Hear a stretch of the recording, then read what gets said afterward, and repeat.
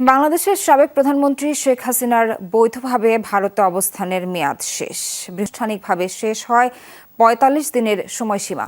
Hello everyone, কেমন আছেন সবাই? চলে আসলাম আপনাদের মাঝে আবার নতুন একটি ভিডিও নিয়ে। আজকে যে বিষয়টা সম্পর্কে আমরা কথা বলবো সেটা হচ্ছে গত ৫ই আগস্ট ছাত্র জনতার গণ অভ্যুত্থানে সাবেক প্রধানমন্ত্রী শেখ হাসিনা তিনি চলে যান বাংলাদেশ থেকে ভারতে এবং কূটনৈতিক পাসপোর্ট নিয়ে ভারতে প্রবেশ করায় ভারতের নিয়ম অনুযায়ী তিনি ভিসা ছাড়া ৪৫ দিন থাকার অনুমতি পেয়েছিলেন। ইতিমধ্যে আমরা জানতে পেরেছি যে সেই ৪৫ দিনের সময়সীমা শেষ হয়ে গিয়েছে। এখন সাবেক প্রধানমন্ত্রী শেখ হাসিনা তিনি এখন কি করবেন?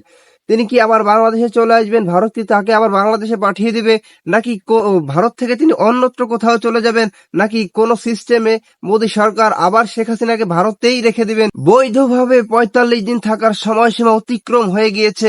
এবার সাবেক প্রধানমন্ত্রী শেখ হাসিনা তিনি পড়ে গিয়েছেন মহাবিপাকে, তিনি পড়ে গিয়েছেন মহাবিপদে। এবার তিনি কি করবেন? তিনি কি ভারত থেকে সত্যিই বাংলাদেশে আসবেন, নাকি তিনি ভারত থেকে অন্য কোথাও চলে যাবেন? তো গাইস, কথা না বাড়িয়ে চলে যাবো আমরা সরাসরি স্ক্রিনে এবং বিস্তারিত থাকতে সম্পূর্ণ ভিডিও জুড়ে। বাংলাদেশের সাবেক প্রধানমন্ত্রী শেখ হাসিনার বৈধভাবে ভারতে অবস্থানের মেয়াদ শেষ। বৃহস্পতিবারই আনুষ্ঠানিকভাবে শেষ হয় ৪৫ দিনের সময়সীমা। ছাত্র জনতার অভ্যুত্থানে গত ৫ আগস্ট ভারত পালিয়ে যান ক্ষমতাচ্যুত প্রধানমন্ত্রী শেখ হাসিনা। কূটনৈতিক পাসপোর্ট নিয়ে দেশটিতে প্রবেশ করায় ভারতীয় নীতি অনুযায়ী ভিসা ছাড়াই ৪৫ দিন থাকার অনুমতি পান তিনি। সেই ৪৫ দিন শেষ হয় বৃহস্পতিবার।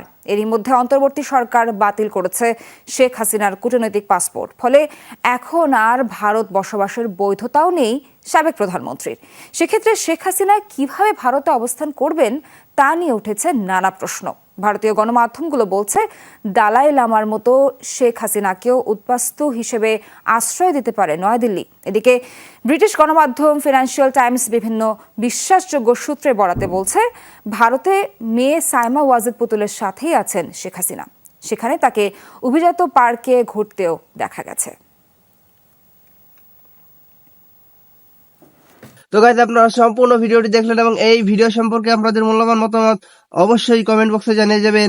দেখা হবে আপনাদের সাথে অন্য কোনো ভিডিওতে। ভালো থাকবেন, সুস্থ থাকবেন। আল্লাহ হাফেজ।